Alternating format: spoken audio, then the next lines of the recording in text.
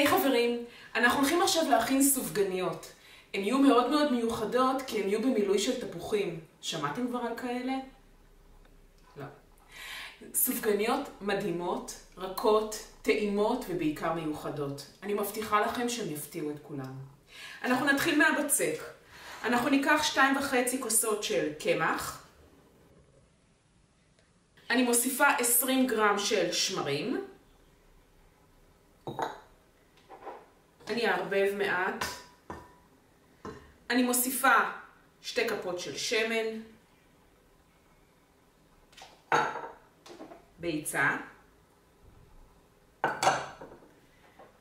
2 כפות סוכר.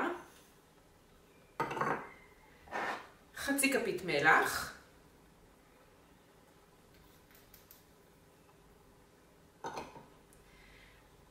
אני לוקחת תפוז, לימון, קלמנטינה, מה שיש לכם, ואני מוסיפה גרידה לבצק. הטעם של העדרים בתוך הבצק שמרים עושה נפלאות.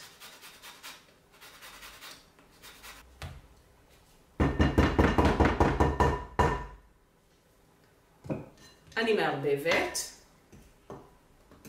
ויש לי 3/4 כוס של חלב.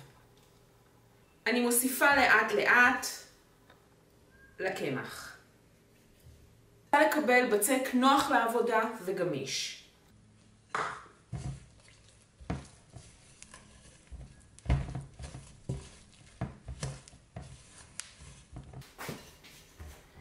זה השלב שאני מעבירה את הבצק שלי למשטח עבודה.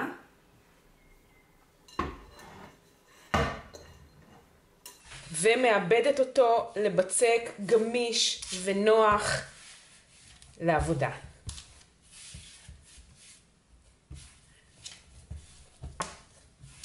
אם צריך, נוסיף מעט קמח.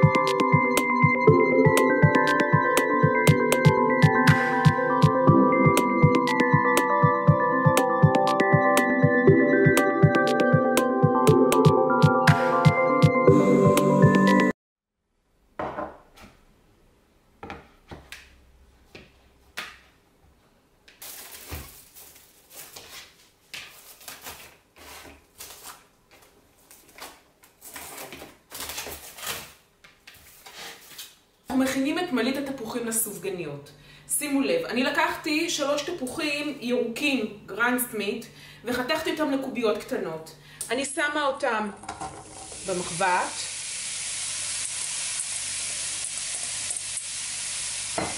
אני מוסיפה 2 כפות סוכר. אני מוסיפה כפית של קינמון.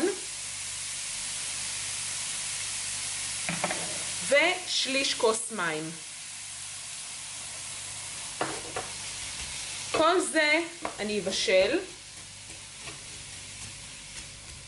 עד שהתפוחים יתרככו.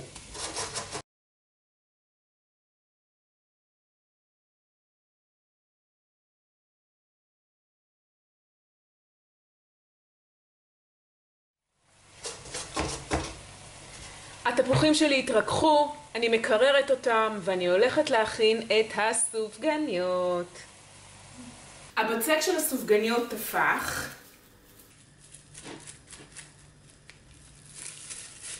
והגיע הזמן להכין את הסופגניות. אני אקמח משטח עבודה.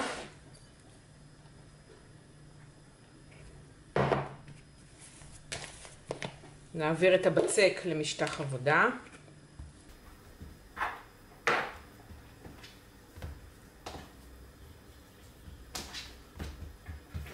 בעזרת מערוך נרדד.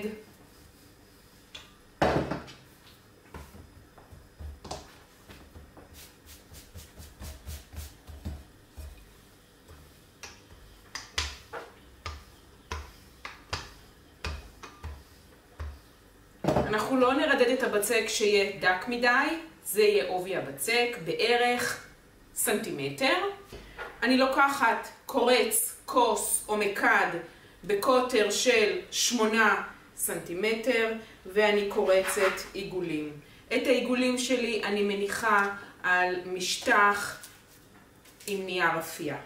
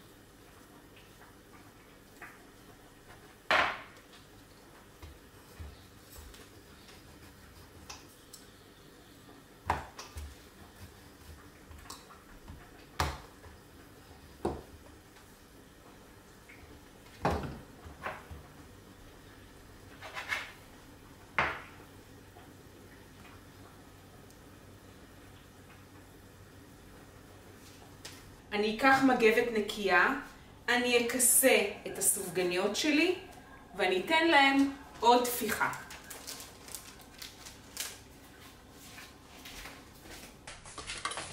אני אעביר את הסופגניות לתוך השמן בזהירות.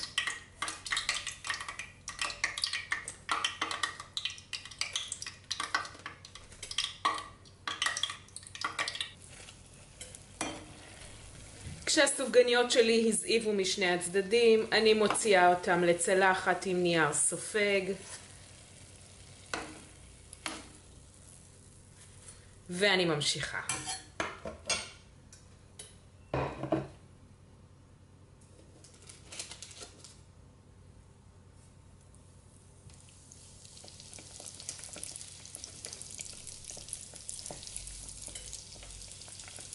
הן רכות, כמו עננים, נוגעים בהם זה כמו ענן, מדהים.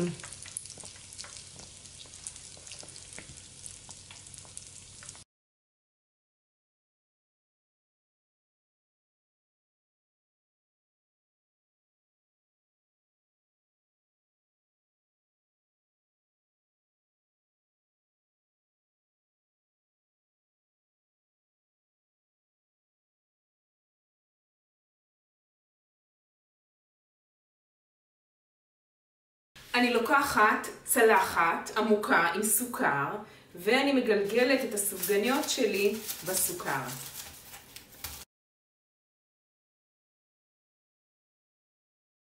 אני לוקחת את התפוחים שלי שהכנתי קודם לכן, ואני מעט מועכת אותם. הם רכים, אז אין בעיה למעוך אותם. אני לוקחת שק זילוף, אני מעבירה את התפוחים לשק זילוף.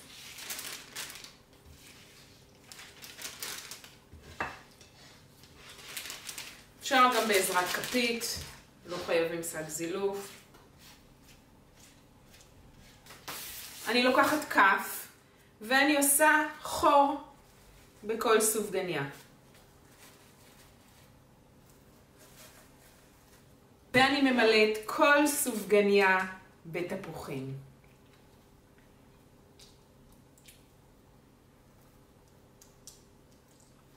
מדהים.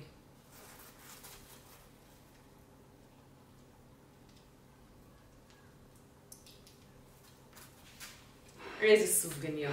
תמשיכו לעקוב אחריי בערוץ היוטיוב שלי. יהיו עוד הרבה מתכונים והרבה הפתעות שוות.